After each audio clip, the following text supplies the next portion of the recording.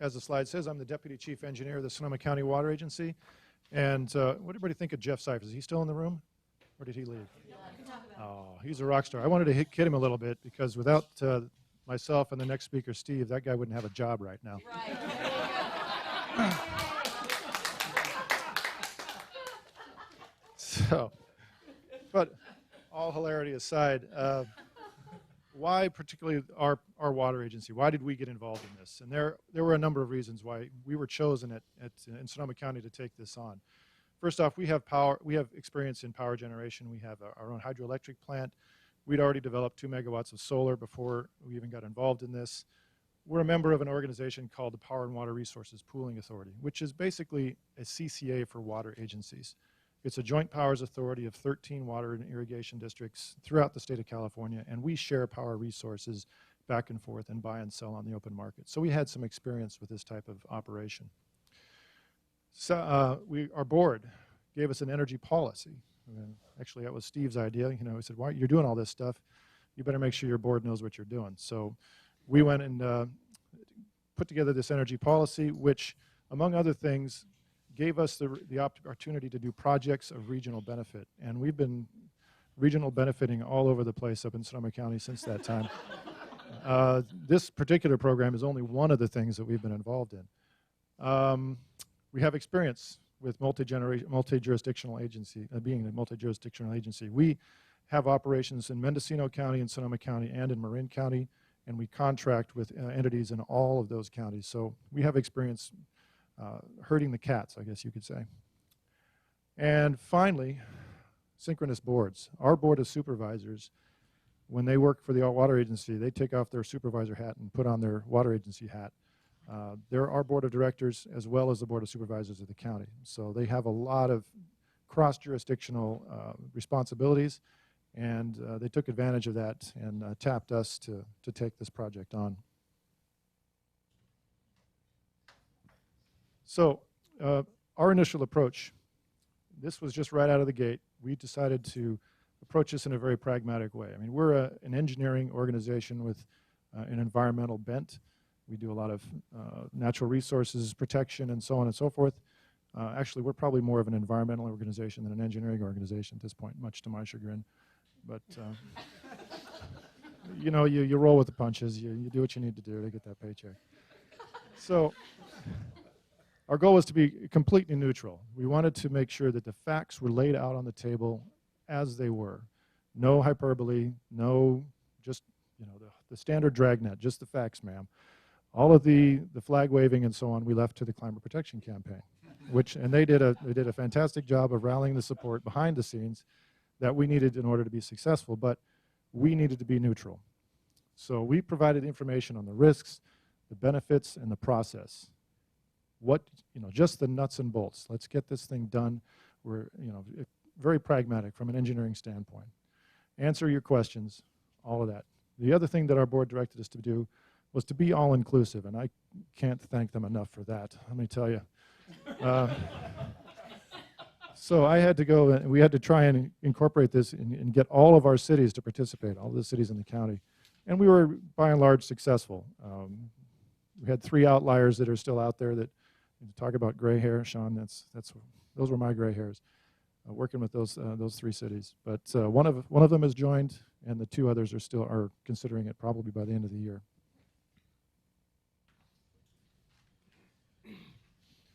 Now, we weren't the first, we were the second. So, I mean, we have a little friendly rivalry with Marin, our neighbors to the south. They think we're country bumpkins, we think they're pretentious, So, we took a look down and said, okay, they managed to do this, how hard could it be? So we took that as our approach. But still, we had to go through and do all of the feasibility studies, again, to give the politicals the coverage they needed to make these decisions. So we did that exhaustive feasibility study, and we didn't spend $200,000. We spent $60,000 on a feasibility study, and it gave us the answers we needed. But beyond that, we did focus groups and public surveys, a big phone survey, and that gave us even more cover. And gave our elected officials the cover they needed to do that JPA formation. And initially, the water agency and the county were the first members of that JPA.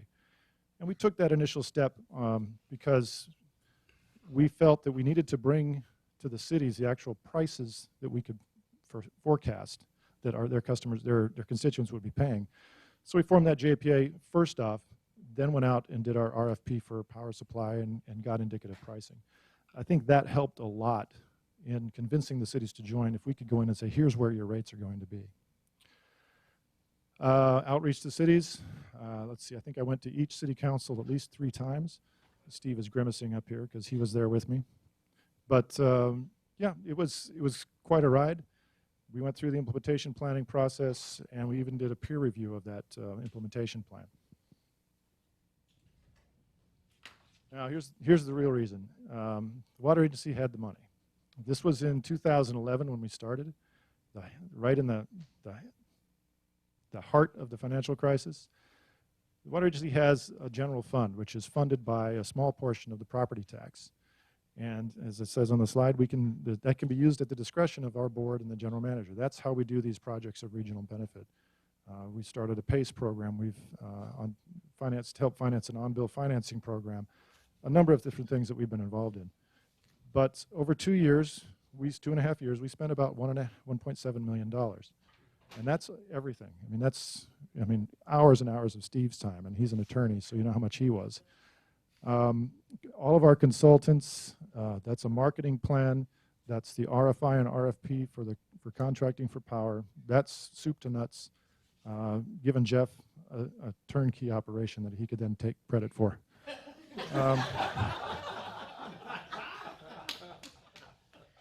But the best part about this, and I'm hoping not throwing Santa Clara Valley Water District under the bus here, but we tracked the costs, and then we converted those costs into a loan at 3% interest that Sonoma Clean Power will pay us back.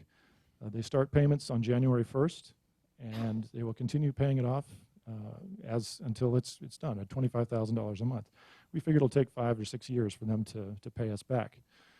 And that's better interest than we get on all of our long-term financing. I mean, long-term investments that we've made to pay off capital projects and so on. So it's going to end, yeah, usury. I heard the word usury.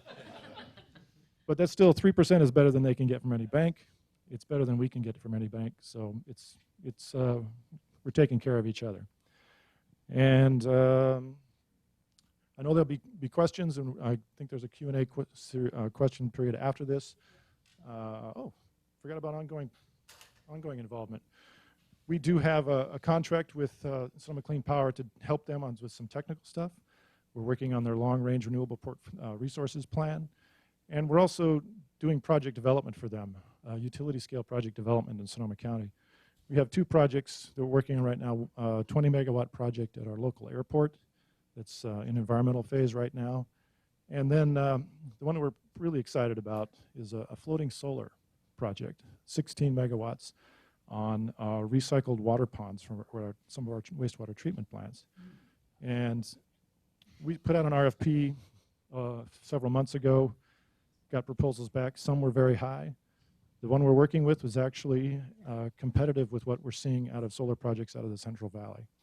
So as you know what you're getting out there, it's very good price for Sonoma County, where our land costs, if you want to put in a vineyard, you have to pay $80,000 to $150,000 an acre. Try and make solar pencil out at $150,000 an acre. Not a chance. But on a recycled water pond, I think our lease rate is $800 a year per acre. So it makes a lot of sense. Keep an eye on that one. We think it could be a game changer.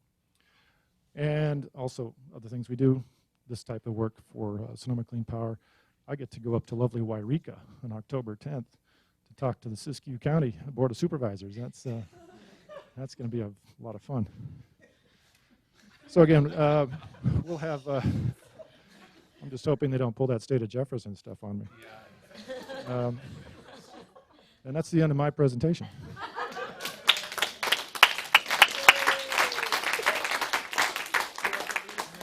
Who knew that Cordell has the next career as a stand-up?